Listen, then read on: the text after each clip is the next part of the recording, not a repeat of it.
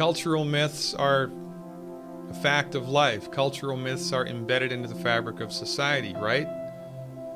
The thing about a cultural myth is that you don't know that you're in a cultural myth when you're in a cultural myth. It's reality by consensus. So when you look around in the 21st century, the only medicine that's practiced in your hospital is MD medicine. The only medicine your insurance pays for is MD medicine. The only medicine they teach you about in school is MD medicine. The only medicine they make TV shows about is MD medicine. And whenever any other type of medicine is talked about, it's talked about disparagingly. Oh, those quacks, those naturopaths, they have substandard training and they're dangerous. Those chiropractors, quacks, quacks, I say, quacks.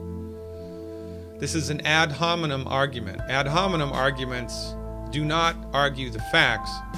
Ad hominem arguments disparage people. If you're debating somebody, and this happens in politics all the time, politicians don't argue facts, they attempt to slur and slander their competitors. Well, that's exactly what's happened here over the last 100 years. And people look around and they think to themselves, well, you know, the only medicine practiced in my hospital is MD medicine. The only medicine that they study in universities is MD medicine. The only medicine that they give research money to is MD medicine. Therefore, the MDs must be better at what they do than everybody else. This is a logical conclusion. And we therefore conclude that the MDs own the monopoly on the delivery of medicine because their therapeutics are better, because their therapeutics are more scientific, because their therapeutics are more affordable. And nothing could be further from the truth. The medical doctors occupy the #1 position in medicine, not because their therapeutics are better, but because they legislated themselves into power. They forced their way into first place, and they have aggressively kept all other medical practitioners off of the playing field. And this all happened before most people in the year 2015 were even born.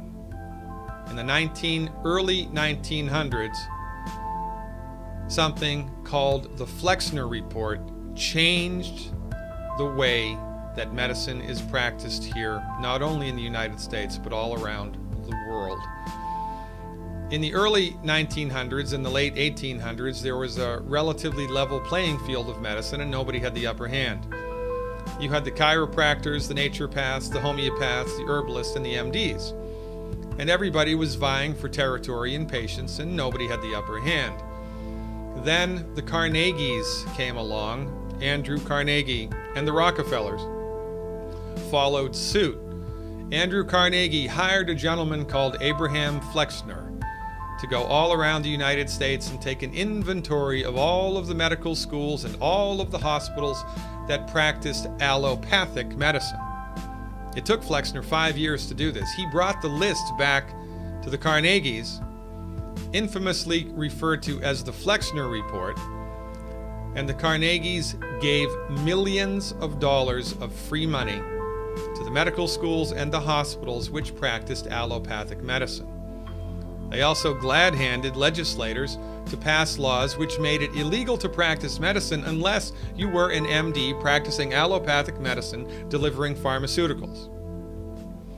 This was the beginning of the end for all other medical practices. And this is why all other medical practices currently are referred to as alternative. Not because they're substandard, but because the MDs have occupied the first place seat for so long that this is just what we have become used to. Your medical doctor owns the monopoly on the delivery of medicine, and they have for the last 100 years. But it's not because their therapeutics are better. Certainly not. The leading cause of death in the United States, MD-directed medicine. The leading cause of bankruptcy, MD-directed medicine. Our health has been getting worse and worse and worse while we have given ourselves over to the tutelage of the MDs. But because of the cultural myth which holds them up, and because of their monopolistic stranglehold over the delivery of medicine, We have become socialized into believing that their you-know-what doesn't stink and that they can do no wrong. They have become a self-policing, self-regulating industry. And when they fail us, when they harm us, when they bankrupt us, and when they kill us, we give them a pass. It's time, quite frankly, we all collectively woke up, took a look around, gained perspective on the delivery of medicine here, and took a better path, made a better choice.